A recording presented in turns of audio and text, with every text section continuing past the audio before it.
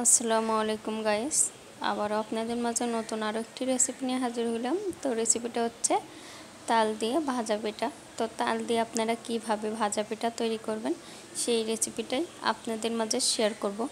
মাত্র ঝটপট 8 থেকে 10 মিনিটের ভিতরই আপনারা এইভাবে তাল দিয়ে ভাজা পিঠা তৈরি করতে পারেন।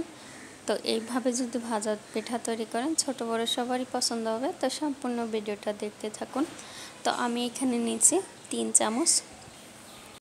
চামচ আলু চাউলের গুঁড়া, আর দিয়ে দিছি 1 চামচ ময়দা, আর দিয়ে দিছি এখানে তাল। তো তালটা দিয়ে দিছি 1 চামচ।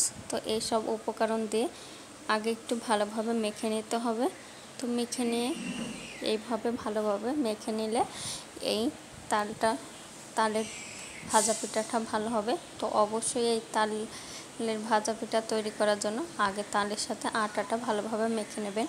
আর এই পর্যায়ে এইখানে দিয়ে দিতে হবে হালকা গরম পানি। তো অতিরিক্ত গরম পানি দেবেন না, হালকা হাতে যতটুকু সয় ওরকম। আর এইখানে আমি দিয়ে দিচ্ছি 1.5 চামচের একটু কম গরম পানি।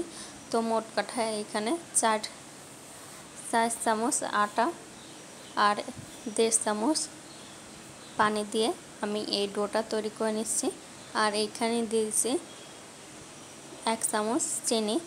তো আপনাদের পছন্দ অনুযায়ী চিনিটা অ্যাড করবেন, আর সামান্য পরিমাণ একটু লবণ দিয়ে দেবেন। তো দেখুন এই যে ডোটা কিন্তু এইভাবে আমি মাখিয়ে নিচ্ছি। তো যত ভালো মাখানো হবে এই পিঠাটা ততই ভালো হবে।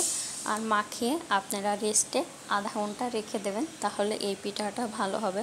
তো দেখুন এই যে তেলটা গরম হয়ে গেছে। তো তেলটা গরম হয়ে গেলে আমি পিঠাগুলো দিয়ে দিচ্ছি।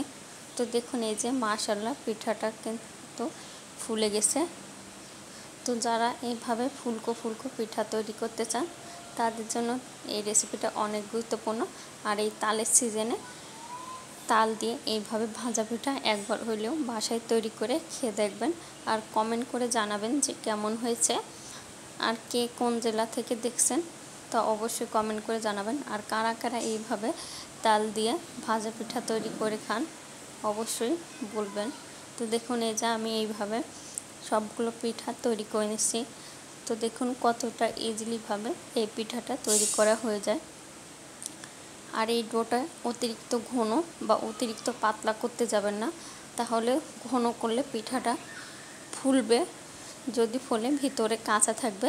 আর পাতলা করলে ভালো হবে না, ফুলবে না, পিঠাটা ছড়িয়ে পড়বে। তো দেখুন এই যে আমি সবগুলো পিঠা তৈরি করে নিয়েছি। আল্লাহ হাফেজ, আসসালামু আলাইকুম।